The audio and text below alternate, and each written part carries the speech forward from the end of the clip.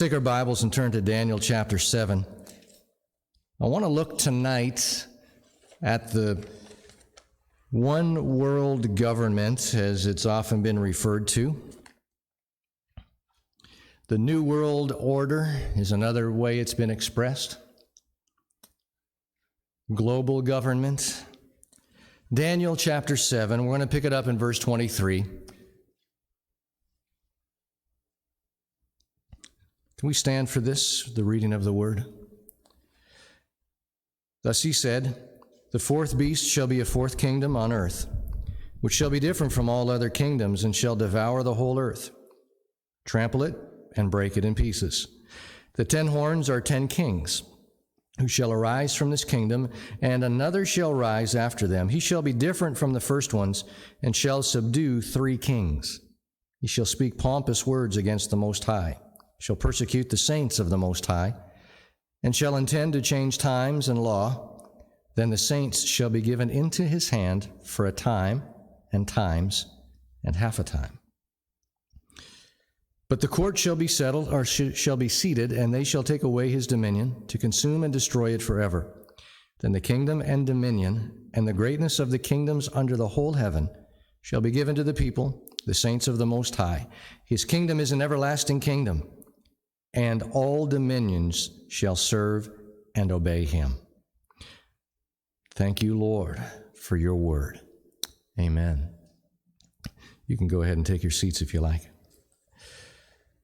Chapter 7, Daniel has a vision of 10 beasts that he had never seen before. He didn't have understanding regarding it. But he is given this vision, and then descriptions and understanding regarding it are then given to him. We are not going to take time to unpack all that these beasts were and what they represented in detail, but we will look and see that there are 4 beasts. Look back at verse 3, and they're coming up out of the sea. So there's 4 beasts. Each one was different from the other. The first was like a lion, had eagle's wings. And then he watched until its wings were plucked off and lifted up from the earth, made to stand on 2 feet like a man, and a man's heart was given to it. And then after that beast, another, like a bear. It was raised up on one side, had 3 ribs in its mouth between its teeth, and they said thus to it, "Arise, devour much flesh." Then I saw another like a leopard, which had on its back 4 wings of a bird. The beast also had 4 heads, and dominion was given to it. After this I saw in the night visions, and behold, a 4th beast, dreadful and terrible, exceedingly strong, and had huge iron teeth. It was devouring, breaking in pieces, and trampling the residue with its feet.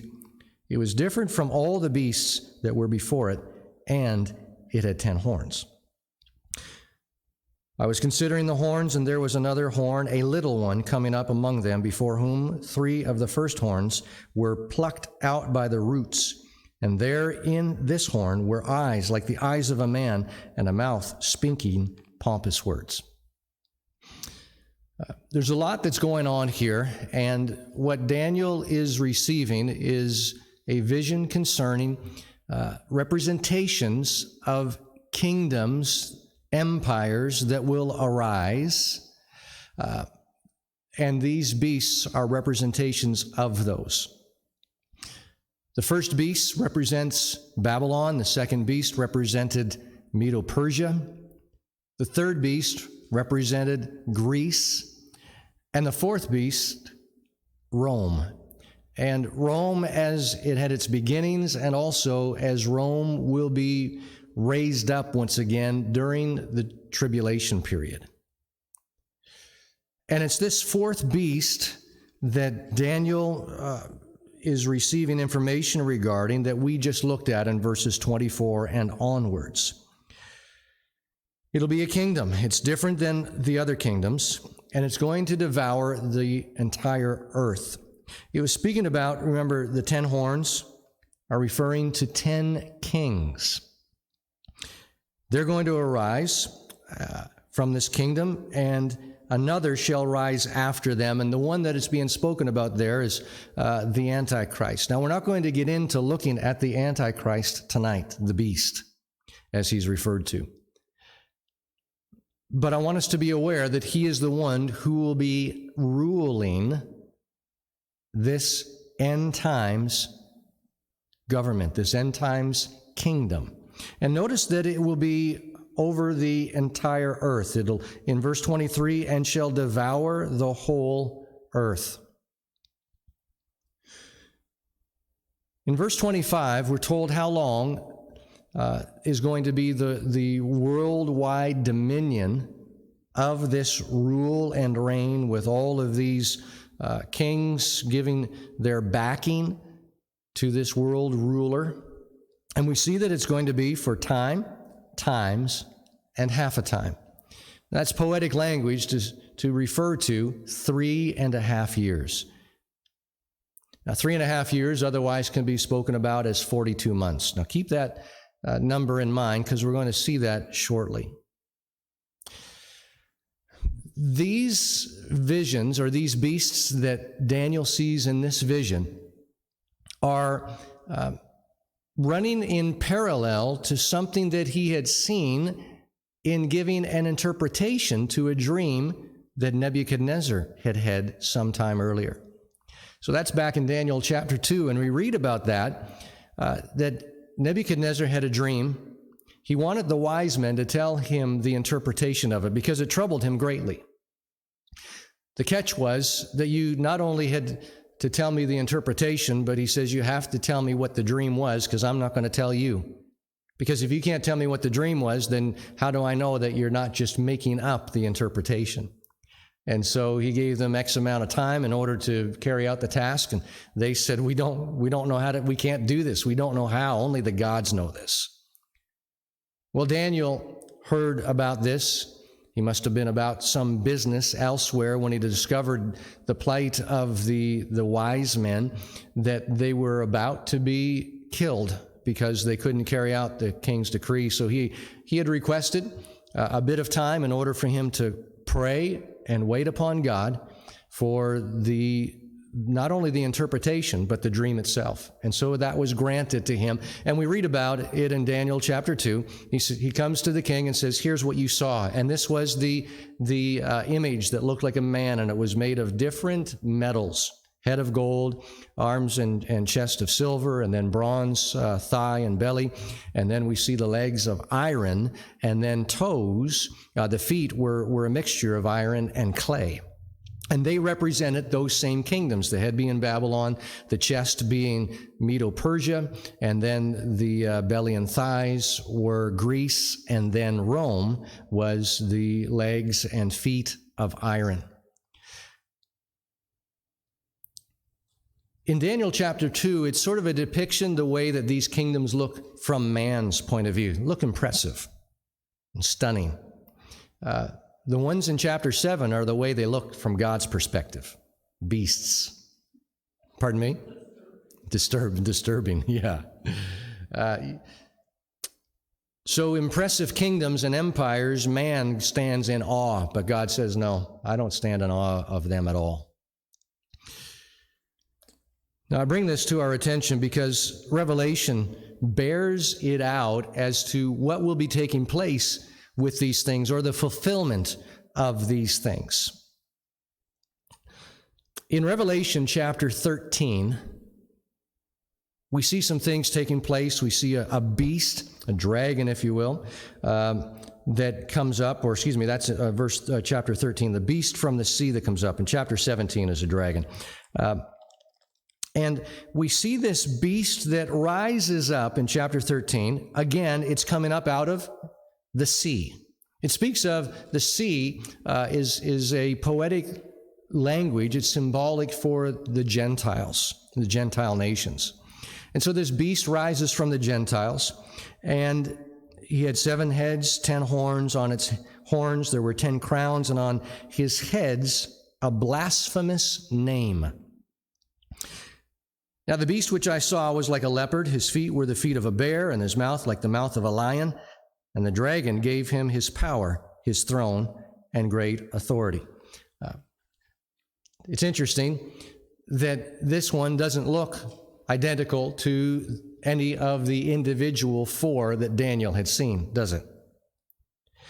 It's more of a Picasso of elements of these other beasts as they're brought together in this mashup of a beast. He has how many heads?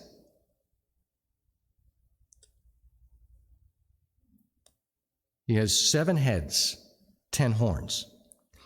When you take the beasts that are in Daniel chapter 7 and you add their heads together, there are 7 heads of all of the beasts together. So this is a picture of the power of all of these imposing empires throughout the millennia coming together and being epitomized in this last days, the tribulation, kingdom, empire, government that will be ruled by the beast. And the beast is just another name for the Antichrist, this one world government leader. He's going to receive his power from the dragon, and the dragon is Satan. He's going to receive a mortal wound in verse 3, and his deadly wound was healed. And so he's going to give a counterfeit resurrection, if you will. He's going to come and present himself as a Messiah. And they worshiped the dragon, who gave authority to the beast, and they worshiped the beast, saying, "Who is like the beast? Who is able to make war with him?" He was given a mouth speaking great things and blasphemies. Remember, we saw that in Daniel 7. So he spoke blasphemous things. And he was given authority to continue for how long? 42 months. And so that's the same time period of time, times, and half a time.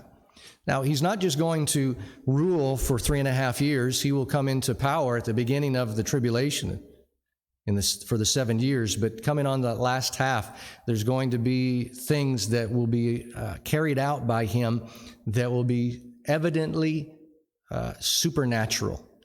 Prior to the midpoint of the tribulation, he's going to be a fantastic world leader, and people are going to look to him and say, wow.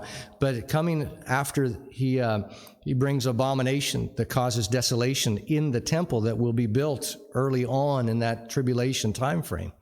When he brings that abomination that causes desolation, there's going to be an empowerment that comes upon him to carry out supernatural acts that will be devastating and destructive and awe-inspiring to those that are referred to as the earth dwellers. Those who dwell upon the earth is how they're referred to in the book of Revelation. So he blasphemes God, we see in verse 6. He blasphemes God, his name, and his tabernacle, and those who dwell in heaven. And he makes war with the saints.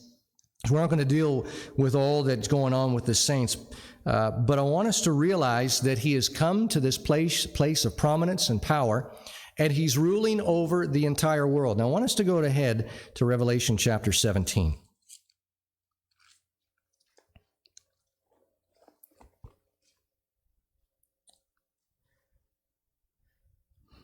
So we're going to see here that the kings of the earth in verse 2 are committing fornication, and the inhabitants of the earth were made drunk with the wine of her fornication, meaning the harlot, the woman. Let's look back in verse 1 so that we can see it. I will show you the judgment of the great harlot who sits on many waters. This is referring to the religious system that will be established during the tribulation. We'll be looking at that probably next week. Sees all kinds of blasphemies and the scarlet beast that she was riding upon. And coming down to verse 7, the angel said to me, "Why did you marvel? I'll tell you the mystery of the woman and the beast that carries her, which has the 7 heads and the 10 horns." So this is referring back to chapter 13, all right? And he's explaining more about the beast, but I want us to see down in verse 12.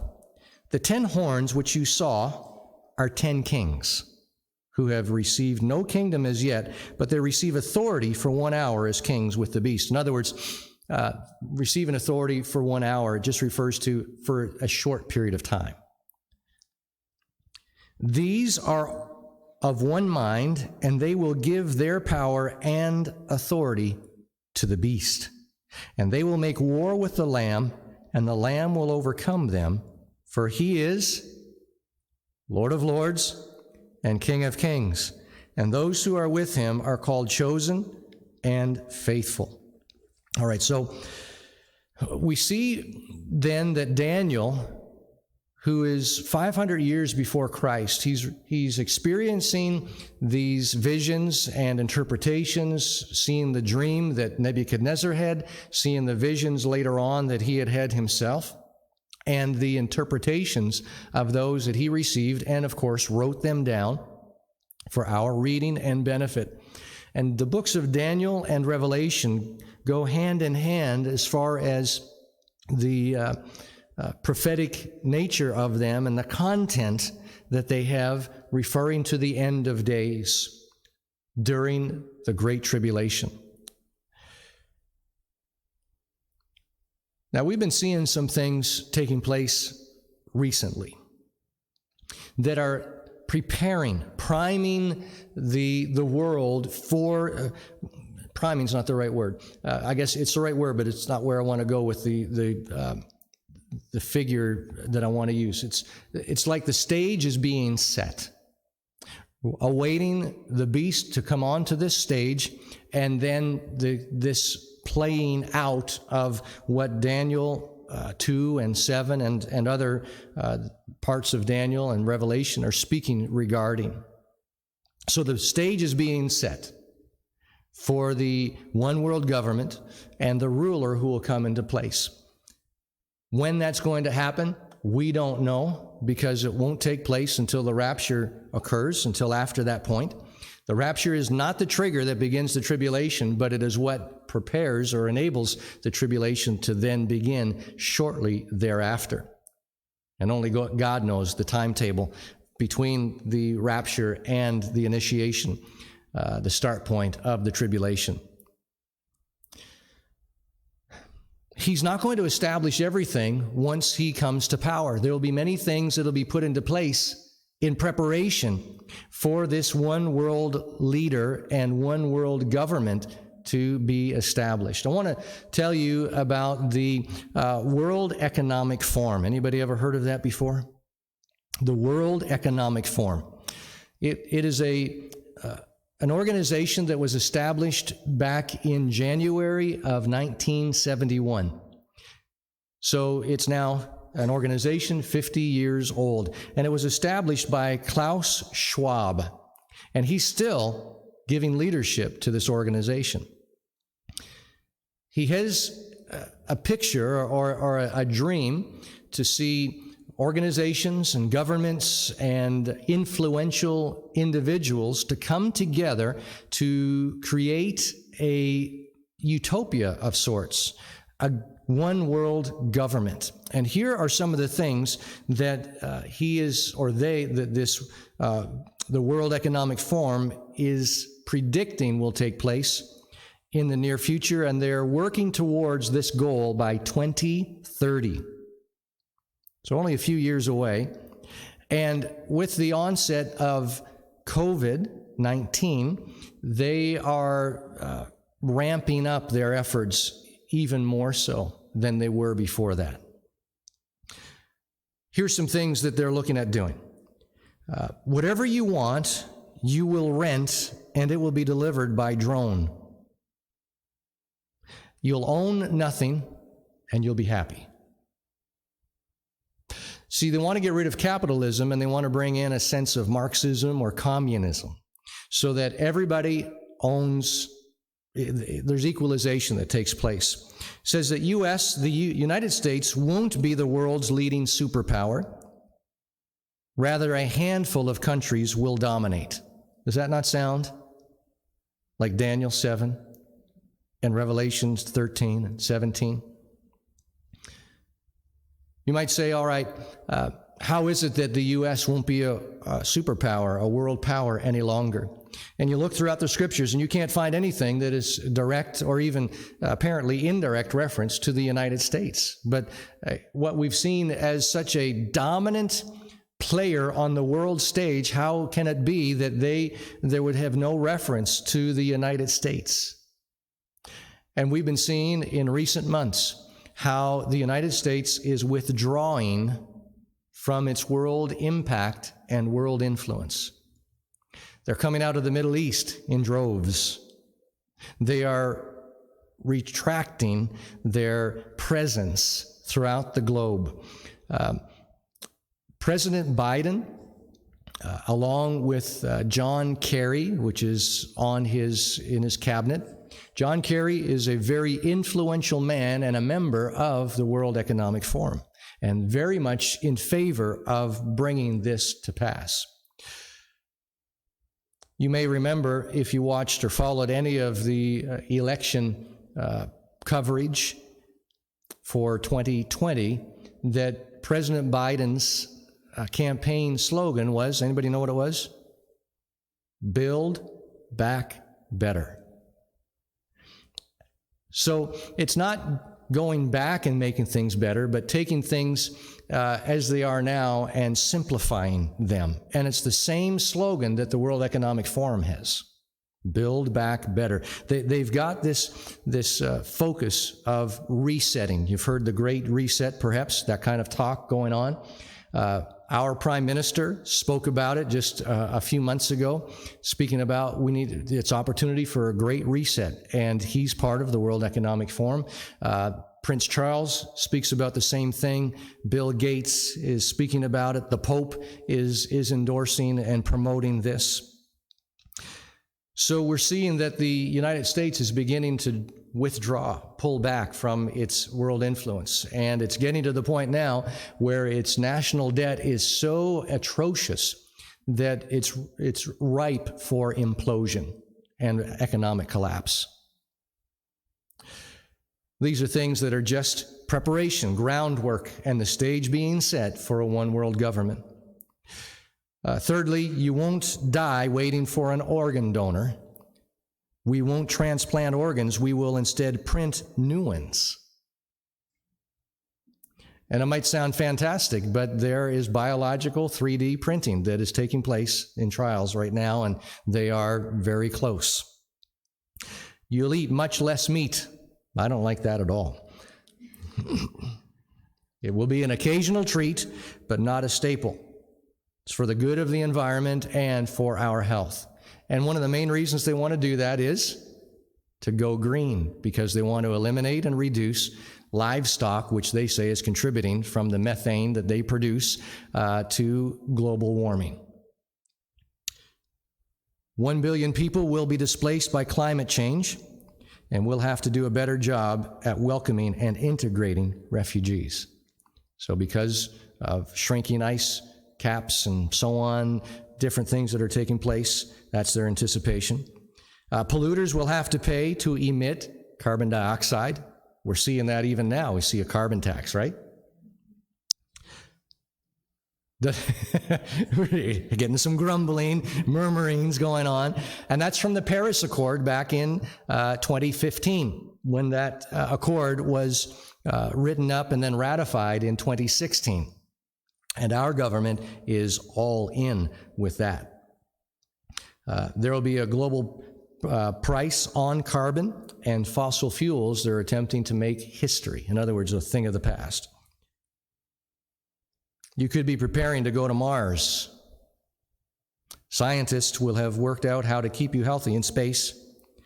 And lastly, Western values will have been tested to the breaking point, so the checks and balances that underpin our democracies must not be forgotten. So they throw some of these things in like that to try to make it sound good about democracies and so on, because we don't want a dictatorship. But this is indeed what they're looking at doing, because they want to bring about the end of capitalism. Capitalism means free enterprise and being able to begin businesses and run businesses and employ people and so on. And they want a universal income so that everybody is getting the same thing. but that only works for the masses. You've got some people that'll be at the top, and they're running the show, and they're the ones that they don't care. They're going to have all the stuff. Say again? Stimulus checks are started. We're seeing that sort of thing taking place. But government can only sustain that for so long. It's not a realistic thing. This is not economically viable, but it's where they are pointing things. We see a generation has been influenced and being brought up to have this mindset: nobody loses. When you and I were in school, when somebody competed in a race, there was first, second, and third, right? Now, if somebody competes in a race at a competition in school, there's first, second, and third, and fourth, and fifth, and sixth. Everybody gets a prize. Because for them, they don't want anybody to, they say nobody fails and everybody gets a prize or a trophy. Equalization. Everybody is looked at upon equally. They're going to look at canceling debt.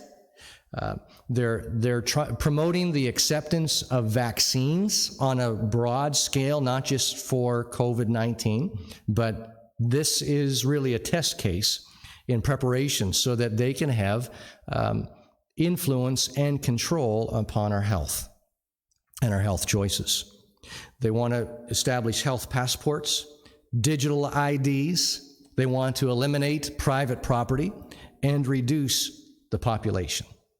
Well, they're going to get the reduction of the population for sure, because during the tribulation, the population is going to be reduced significantly. One, just prior to the tribulation, it's going to be reduced by the number of Christians that are upon the planet, because we're going to go home. Then it's going to be reduced by the judgments that are going to come upon the planet by God himself, the wrath of the Lamb. And there will be times when kings and of the earth, so rulers and just the regular man, they're going to be hiding behind rocks and caves and crying for the mountains to fall upon them, but it won't happen because of the pestilence and the judgments that are coming upon the earth.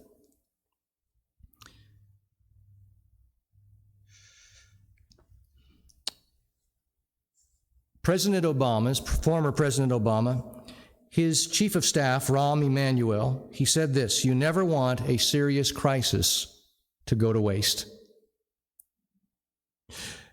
What he meant by that was this: crises, serious crises like COVID-19 or economic things and so on, they provide an opportunity to do things that you didn't think you would be able to do before. And so organizations like the World Economic Forum are looking at capitalizing or taking advantage of situations like COVID. So here's what they do for this. You create a crisis, or a crisis happens and you take advantage of it this way. You manage the outcome by hyping fear, and then you create reactions or responses to that fear, and then you provide the solution so that you are guiding and governing things. Now, I want you to realize something that I came across. It was very alarming. COVID-19 is called COVID-19 because it began in 2019. And the first documented cases were in December of 2019. 6 weeks before that, there was a gathering in New York City called Event 201. Anybody heard of it? Event 201 had different elite individuals, meaning influential people throughout the globe, like billionaire type people like Bill Gates and so on. So they had them, John Hopkins Center for Health Security, Bill and Melinda Gates Foundation, and the World Economic Forum, and these other high-level elites that joined together for the purpose of war games, if you will. So war games, they are preparation for scenarios that might carry out. And the war games they were playing was what would happen if a corona-type virus created a pandemic across the globe. 6 weeks before coronavirus was a reality in our experience. Furthermore, at that event, they handed out plush toys that were looked like a sunshine and spikes all around it, and it was a coronavirus plushy toy. And this is what they handed out as door favors, if you will, to all the participants and attendees. They might say that it was a hypothetical anticipation of things, but we're seeing things that are coming out now that the coronavirus was likely man-created and intentionally released, not an accident of a mutated or naturally occurring virus. So they're looking at a controlled demolition of our current economy in order to establish this one world government. And this is a dry run.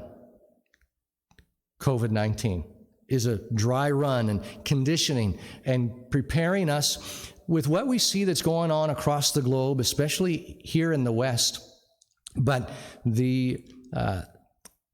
across the pond in Europe, for instance, they're not the only places. We're not the only place that we're seeing this happen. Europe has been seeing this take place for at least the last 2 decades of sexual immorality and indecencies and liberalism that's going to, and perversions that are going to the extreme. And now we've been experiencing it to the nth degree. And it's creating a collapse of our morality in our society, which is fueling these ideologies, so true world ideas of what is right and what is wrong, and it is setting the stage, like I mentioned, for when the world is going to experience a crisis like it's never experienced before, and that will be the rapture of the church. When this significant part of the population all of a sudden ceases to be amongst those who remain, the crises that is going to end up igniting with it only takes a little bit of imagination and consideration of what kind of things would result from however many millions, hundreds of millions, or billions of Christians that will all of a sudden be taken out of here. So we see that the one world government is clearly shown to us here in Scripture, and wondering how in the world can this take place? And we're seeing those things happen right now.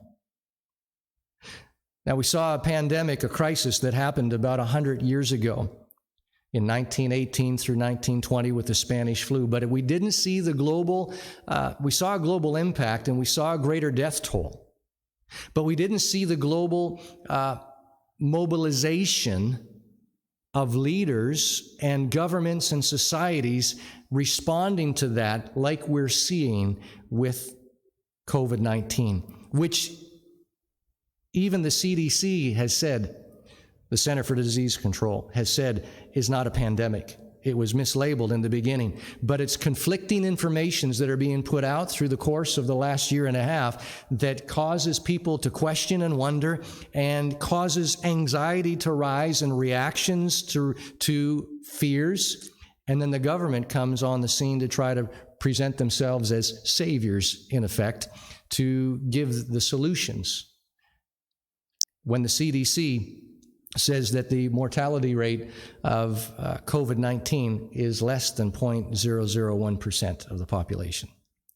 Now, I'm not here to give medical advice or anything like that. I'm just pointing out a few things so that we're aware of how what's taking place right now is following the script in preparation for when this man of perdition is going to come onto the scene to give leadership to what the World Economic Forum and world governments are joining together to say, yes, this is a great thing. And there's going to be at least 10 kings that we know that are specifically indicated that they are going to come and give their power, authority, and influence to this world ruler. And when it says 10 kings, it's referring to those who have great power and influence at the time of the event of the tribulation. Now, I want us to go back to Daniel. Keep a finger in Revelation if you're still there, but I want us to go back to Daniel for a second. And Daniel chapter 2. So Daniel 2 was regarding what vision? Do you remember? The statue of a man. But that wasn't the only thing that he had seen. It wasn't just a man, but we read that we're coming down to verse 35.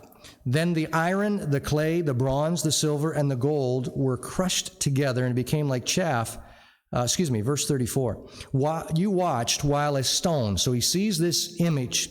You watched while a stone was cut out without hands, which struck the image on its feet of iron and clay and broke them to pieces. Then the iron, the clay, the bronze, the silver, and the gold were crushed together and became like chaff from the summer threshing floors. The wind carried them away so that no trace of them was found, and the stone that struck the image became a great mountain and filled the whole earth. That stone is Jesus Christ. The one that the builders rejected, absolutely. Verse 44, and in the days of these kings, the God of heaven will set up a kingdom which shall never be destroyed, and the kingdom shall not be left to other people. It shall break in pieces and consume all these kingdoms, and it shall stand forever. Inasmuch as you saw that the stone was cut out of the mountain without hands, and that it broke in pieces the iron, the bronze, the clay, the silver, and the gold, the great God has made known to the king what will come to pass after this. The dream is certain, and its interpretation is sure. So that even we have in the book of Revelation, the kingdoms of this world have become the kingdoms of our Lord and of his Christ. And he shall reign forever and ever. So let's come back to Revelation for one moment as we wrap up this evening. I want us to see in Revelation chapter 19 and verse 19. This is Jesus who is returning as he's coming to rule as King of Kings and Lord of Lords. And so this is that mountain, that stone, as it were, of Daniel 2. This is that one of Daniel 7 that says the Lord of Lords and the King of Kings shall come. And we see that he comes with, on verse 16, on his robe and on his thigh was a name written, King of Kings and Lord of Lords. Then I saw an angel standing in the sun, and he cried with a loud voice, saying to all the birds that fly in the midst of heaven, come and gather together for the supper of the great God, so that you may eat the flesh of kings, the flesh of captains, the flesh of mighty men, the flesh of horses and of those who sit on them, and the flesh of all people, free and slave, both small and great. And I saw the beast, the kings of the earth, and their armies gathered together to make war against him who sat on the horse and against his army. Then the beast was captured, and with him the false prophet who worked signs in his presence, by which he deceived those who received the mark of the beast and those who worshipped his image. These two were cast alive into the lake of fire, burning with brimstone. And the rest were killed with the sword, which proceeded from the mouth of him who sat on the horse, and all the birds were filled with their flesh. So we see that this one world government is only going to last for a short time. And in its fullness, during its prime, there's only going to be 42 months of its existence.